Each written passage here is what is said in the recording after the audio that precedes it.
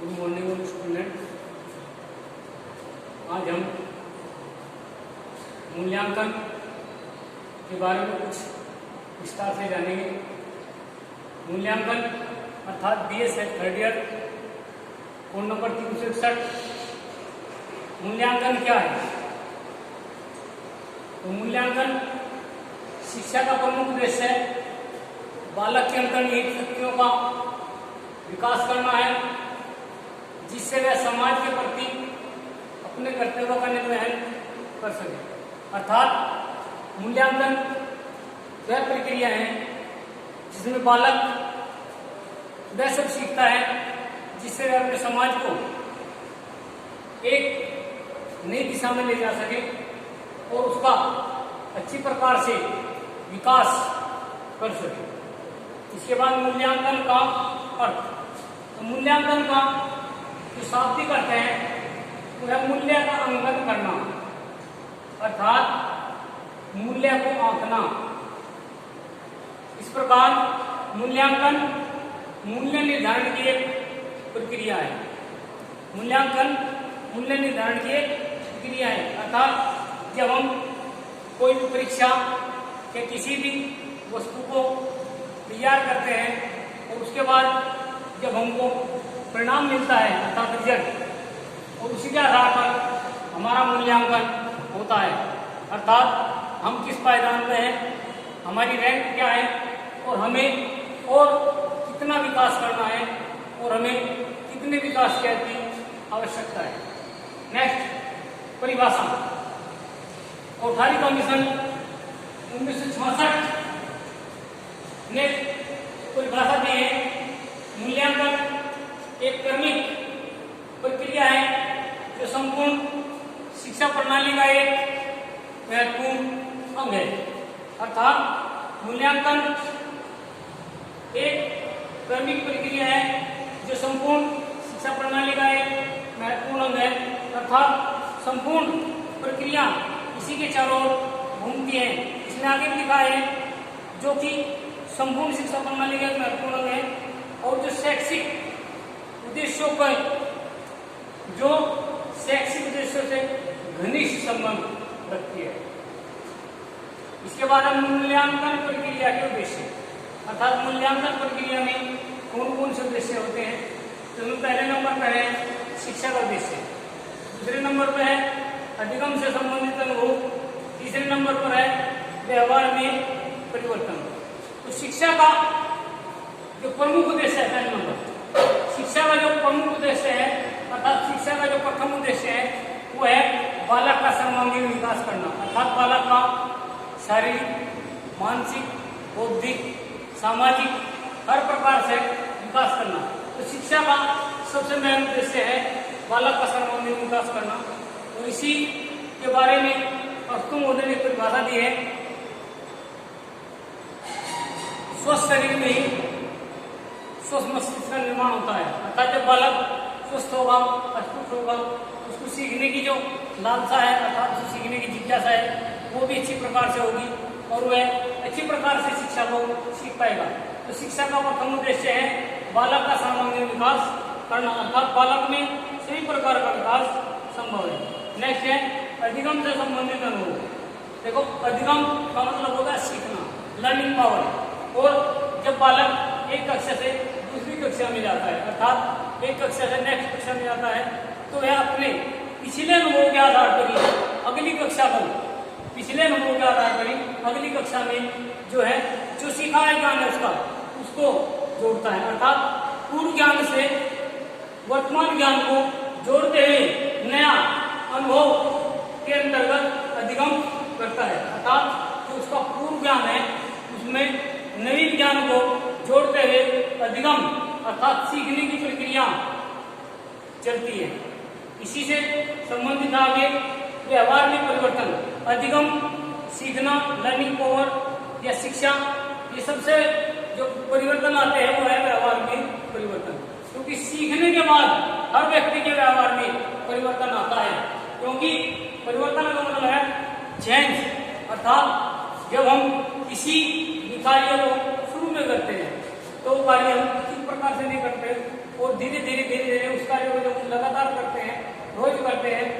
कार्य एक दिन पारंगत हो गया, उस कार्य में हम अच्छी प्रकार से अपनी प्रगति दिखा देते हैं, जिससे वह कार्य सभी को अच्छा लगता है।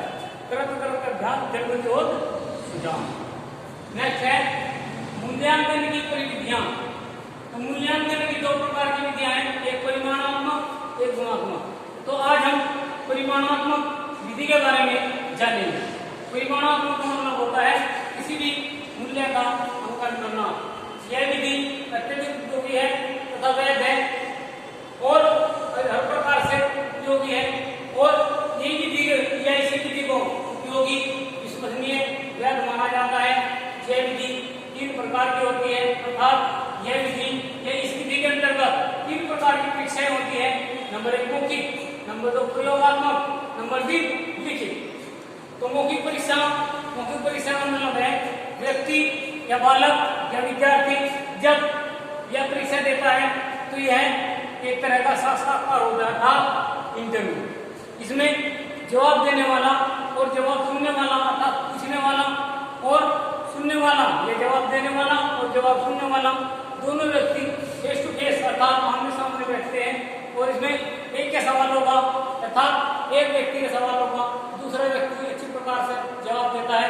इससे बालक की जो है योग्यता और उसकी एटीट्यूड, बोलने की शक्ति और सब कुछ अर्थात उसके ज्ञान का मूल्यांकन किया जाता है। इस विधि के अंतर्गत कभी कभी ऐसा होता है कि बालक किसी भी परीक्षा में इधर से देख के या चीटिंग करके या किसी भी कार्य से या अनुचित कार्य से या कहीं भी कैसे भी हो आगे पहुंच जाता है।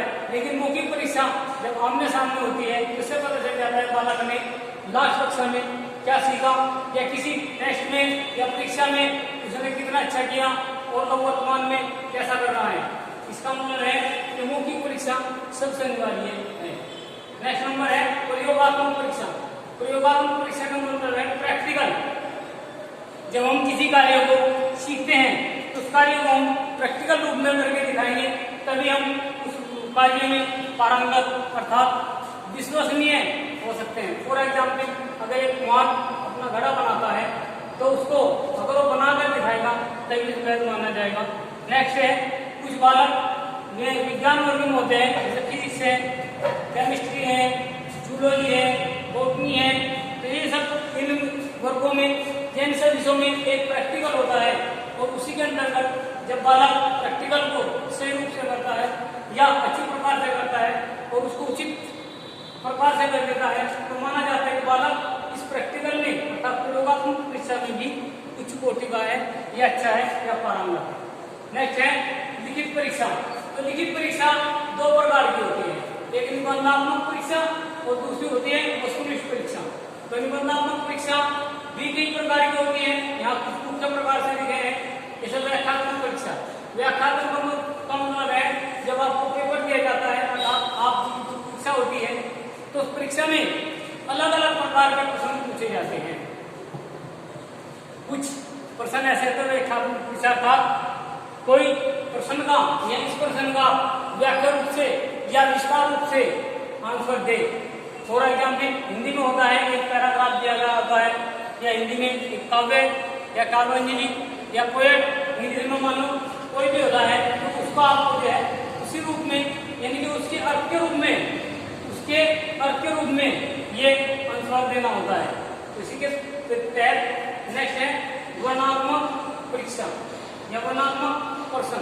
तो वर्णनात्मक परीक्षा या प्रश्न देखा होगा आप लोगों ने कि जब वर्णनात्मक परीक्षाएं या वर्णनात्मक प्रश्न आपके पेपर में या परीक्षा में या कभी भी आपको मिलते हैं तो उसमें क्या होता है, लिखा रहता है कि इस प्रश्न को आप वर्णनात्मक करिए, वर्णनात्मक मूल्यांकन करिए। वर्णनात्मक मतलब है वर्णन करते हुए इसका निष्कर्ष भी निकालिए। नेक्स्ट है आलोचनात्मक।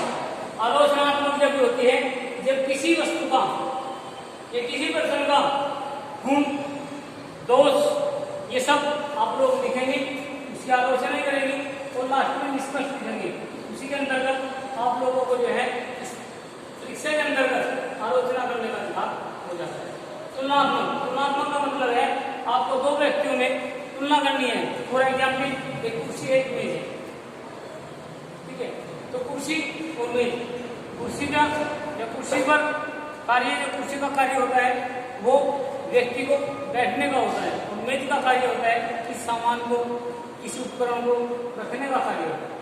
और एग्जाम्पल अन्य उदाहरण है, आप लोग जो है एक जो है अन्य प्रकार से भी, अलग अलग प्रकार से भी जो है अध्ययन करके दो व्यक्तियों में, दो वस्तुओं में या दो उपकरणों में यह तुलना कर सकते हैं। नेक्स्ट है वस्तुनिष्ठ परीक्षा के प्रकार। प्रत्यक्ष रूप। प्रत्यक्ष का मतलब है आप लोगों को कुछ प्रश्न दिए जाते हैं और खाली स्थान छोड़ दिए जाते हैं, या कुछ चित्र दिए जाते हैं या उसमें कुछ छोड़ दिया जाता है, या कोई आपको पेंटिंग अधूरी है वो बनानी है, या किसी प्रकार से आपको यह जांच की जाती है। और एग्जाम की तरक सकती है, माने 2 4 6 8 के पीछे 2 4 6 8 10 बीच में छोड़ दिया तो बीच में कौन सी संख्या है, इस प्रकार की देंगे तो है आप अपनी प्रत्याशमान शक्ति के आधार पर इसके ऊपर इन प्रश्नों उत्तर दे सकते हैं। नेक्स्ट है रिक्त स्थान पूर्ति। रिक्त स्थान का मतलब है रिक्त स्थान किसी क्वेश्चन में या किसी लाइन में शुरू में छोटा हो सकता है और बीच में छोटा हो सकता है, लास्ट में छोटा हो सकता है। रिक्त स्थान पूर्ति। एकांतर प्रश्न। एकांतर का मतलब होता है आप लोगों को कुछ प्रश्न दिए गए होते हैं, तो इसमें एकांतर प्रश्नों का जो मतलब होता है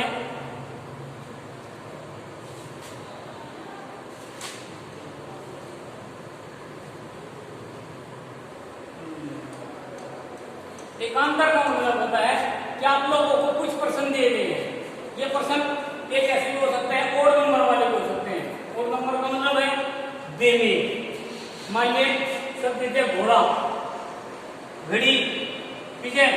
और इसी प्रकार से कुछ निर्जीव या कुछ सजीव का नाम देते हैं, तो उनमें एक ऐसा पॉइंट मिलेगा आपको, या तो सभी सजीव के नाम होंगे, एक निर्जीव का नाम होगा, या सभी निर्जीव के नाम होंगे, एक सजीव का नाम होगा, या 4 महिलाओं का नाम दे दिया, पुरुष का नाम दे दिया। तो इसी प्रकार से अलग अलग प्रकार से आप लोगों को कुछ नाम या कुछ कार्य मिलते हैं, तो उनमें आपको क्या करना है, कोड नंबर अर्थात ईमेल छापना है। या कभी कभी ऐसा भी होता है उत्तर प्रदेश की राजधानी एक लखनऊ दे दी, एक इलाहाबाद दे दी, एक आगरा दे दी और एक झांसी दे दी, तो आप लोगों को उस पर टिक करना है जो उनसे आपके सही है।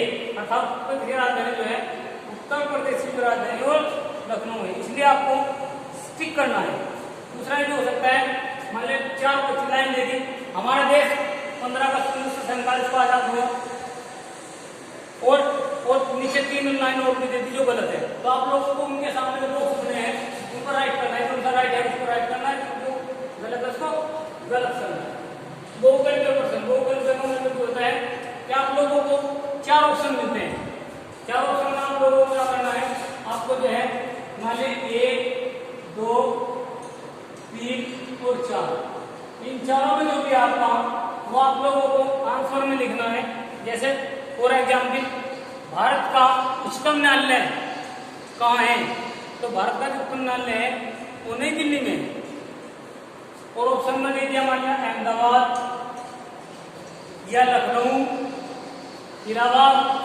तो आप लोगों को जो 4 ऑप्शन मिले हैं उनमें आपको सही ऑप्शन मिला होगा, तो सिर्फ आपको जो है आंसर में देना है कि हमारे जो सुप्रीम कोर्ट है वो कहाँ राजधानी है, नई दिल्ली में, और भारत की राजधानी भी दिल्ली नई दिल्ली है। इसलिए आप लोगों को क्या करना है, जिस नंबर को दिया गया है, मान लीजिए 1 पैर 2 पैर 3 पैर 4 पैर जहाँ भी दिया गया है उसी के सामने आपको अलग से आंसर शीट मिलती है, उसमें भरना है ABCD या 1 2 3 4 या FFSL, इसी प्रकार है। जब आपको मिलेगा उसके सामने आप लोगों को बोल्ड करना है, अर्थात फॉर एग्जाम्पल ये है तो आपको ऐसे बोलना है, ये इस प्रकार से आप ध्यान रखिए। तो मूल्यांकन की आज जो प्रक्रिया थी, मूल्यांकन के बारे में आप लोगों ने समझ।